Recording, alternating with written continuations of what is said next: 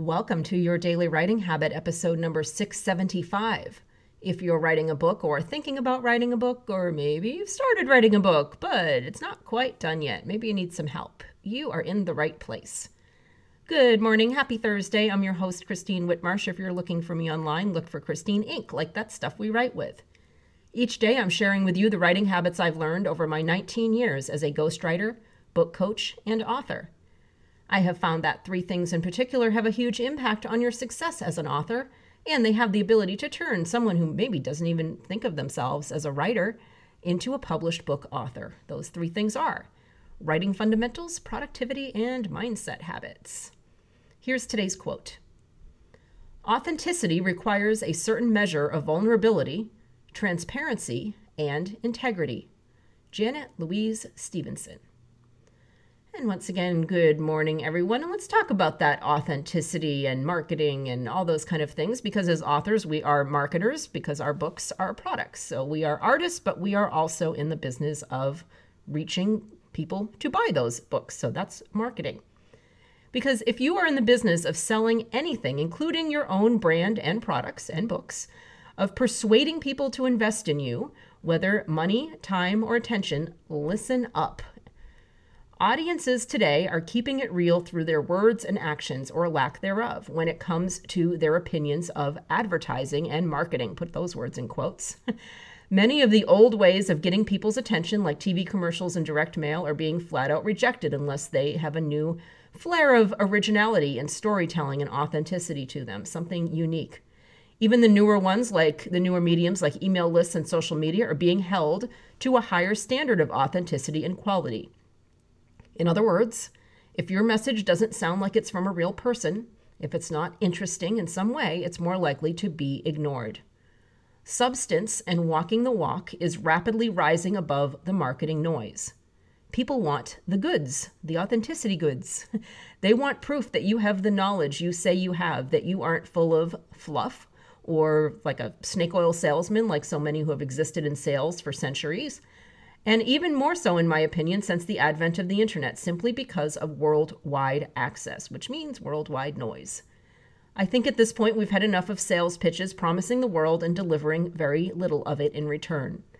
For those of us who are who we say we are and do walk the walk and do have knowledge to share with others, this is not the time to hold back or be coy or clever about sharing that knowledge. Don't be shy.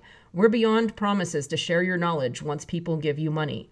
This also means not being held back by fear that someone else will steal your ideas, because newsflash, very few wheels are being invented at this point or reinvented. Various aspects of your ideas are likely already out there in some form. That's why sharing your personal stories and lessons attached to those ideas is more crucial than ever. This is the time to live your mission, share value, and produce content that proves you have the knowledge you say you have. You've heard of the knowledge economy, right? There is little real risk in pulling back the curtain and revealing behind-the-scenes details of your processes and your ideas and your knowledge for two reasons. Number one, implementation.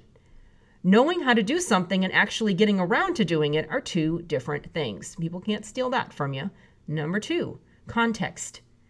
There are a ton of little X factors in a process that only the process creator fully understands, things that add that special spark to the process that others would have a difficult time duplicating. This is why I always share my book blueprint and my brand bank and all these things I've invented for authors. I'm really not that worried when I share them because I know how to implement them in a very specific way with my one-on-one clients, and I'm happy to share my process with all of you, so hopefully you can implement them in your own way.